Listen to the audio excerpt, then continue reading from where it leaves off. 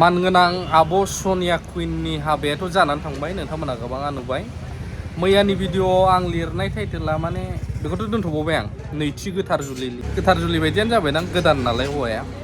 जिखुनु जा आं बाव मोनसे खोनादों मन्त्र रायनाय पण्डितनि, जोंहा अमिताभ बच्चन गायत्री बच्चन अमिताभ बच्चन ना अमिताभ बच्चन होननाय खोनाखो आं बार खोनासंबाय, आं रोङाखै।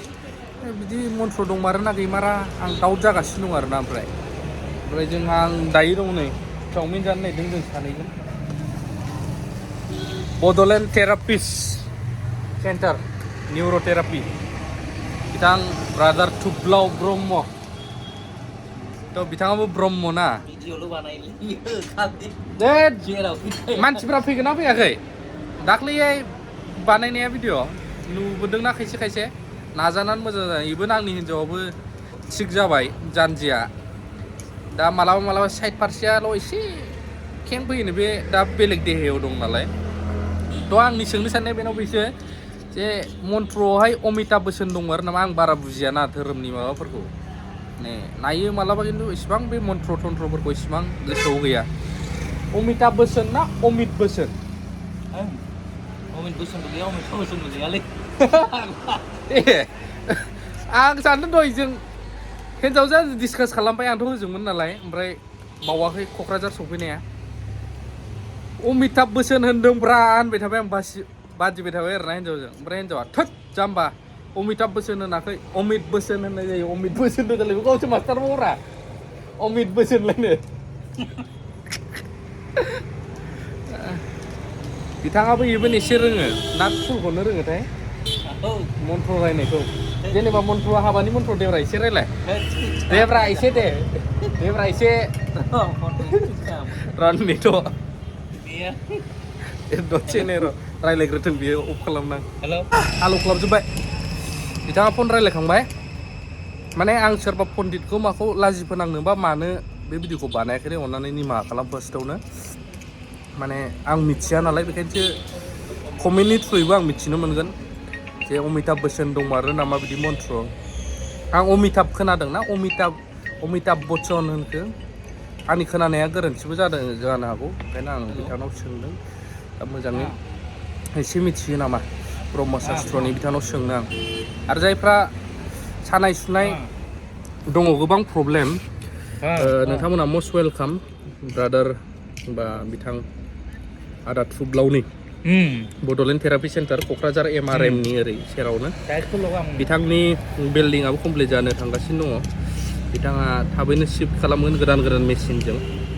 दाबो मेसिनफ्राबो दंखायो, आरो मेनुवेलिबो खालामो ट्रिटमेन्टखौ। गोबाङा सेटिसफाइडबो मोनदों। जायफ्रा नांगौबायदि खायफा ट्रिटमेन्ट लाबाय, नांगौबायदि जेरै लानांगौ कर्सखौ कर्स फोजोबग्राफ्रा मोजांबो जादों बुहुदा। बिथांनिफ्राय हाबानि मन्त्र एसे खोनासंना दे, नोंसिनि बायदिबाबो ओरैहाय एसेब्रा ससे, देब्रा ससे, देब्रा ससे। पण्डितनावबो थांगोन आं मालाबा र'। नङा, आं बुजिनानै लानो लुबैयो माने। दहायनो ससे बुंनायखौ मोजां खोनादोंमोन, नों बोरै बुङामोनलाय? जादे ससे।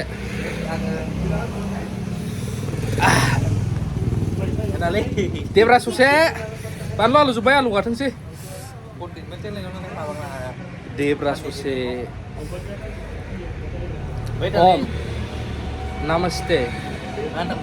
औ नामा बोरैमोनलाय? ओम जयग' बोरैमोनलाय?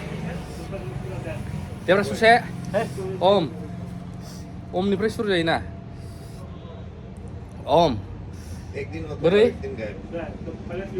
देब्रा ससे।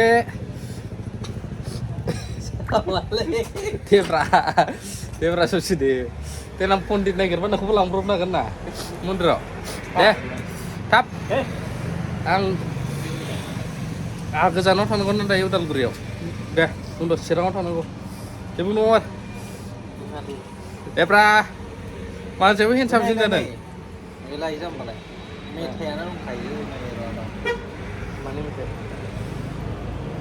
बे मेथाइखौनो माबा बेजों एखे। ओम जय जगदीश हरि, ओम जय जगदीश हरि।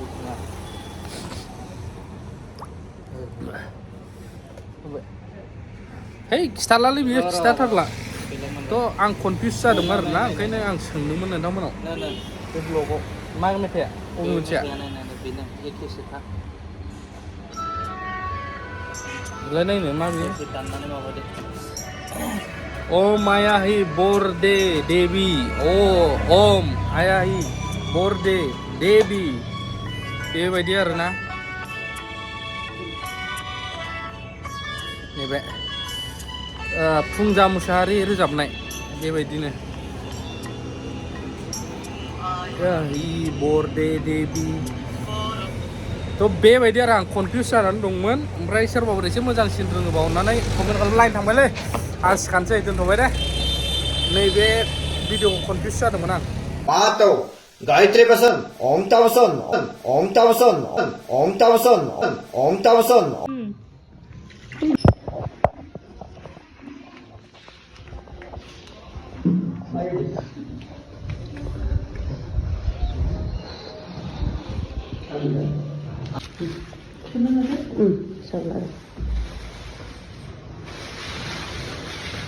सात जन्मों तक साथ रहे ऐसा कर दीजिए इन लोग को। अरे भाई हमारे मंदिर जाना आप कभी गलत नहीं कराते हैं बहुत आदमी आते हैं मंदिर पर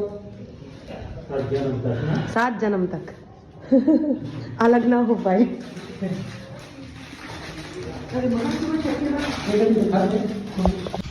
फुल प्रोसेस को लागन ना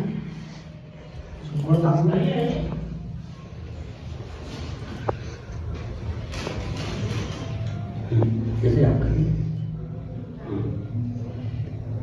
उधर तक के भगवान बोलिए ओम सत्यम कर्मणे कृतार्थम जन्मस्य विवाहे लक्ष्मी नारायणे मनोकामना पुण्यात्मा सौभाग्यम सौदाता परमात्मा परमेश्वराय नरहरे नारायण आत्मादेव सौभाग्या धर्मस्य मनोकामना पुण्यात्मा देवस्वम कर्मभ्य नमो नमः प्रभु यहाँ पर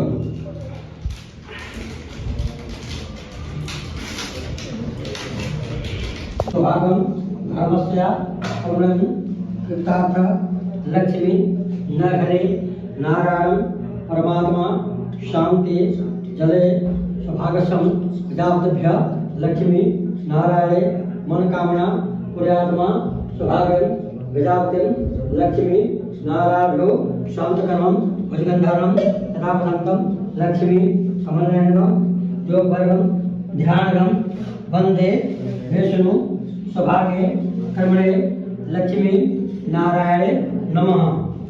आप रखिए शाखा फल दिया है कृतार्थ भगवान परमात्मा सौभाग्य चूड़ा दाम जिकांत भेलो कर्मणे कृतार्थ मनोकामना आत्मा देवस्व लक्ष्मी नरहरे नारायण दामोदर कर्मणे कृतार्थ मनोकामना पुण्यात्मा सौभाग्य चूड़ा दामोदर विदाल जिकांत भेल मनोकामना पुण्यात्मा सौभाग्यं लक्ष्मी कांतं कमलायनगं सप्ति पूजनं कर्मणा भेलो लक्ष्मी कांताभ्याय नमः सौभाग्य चूड़ा दामोदराभ्याय नमः लक्ष्मी कांतं कमलायनगं जो वरदान प्रतिपाल स्वागत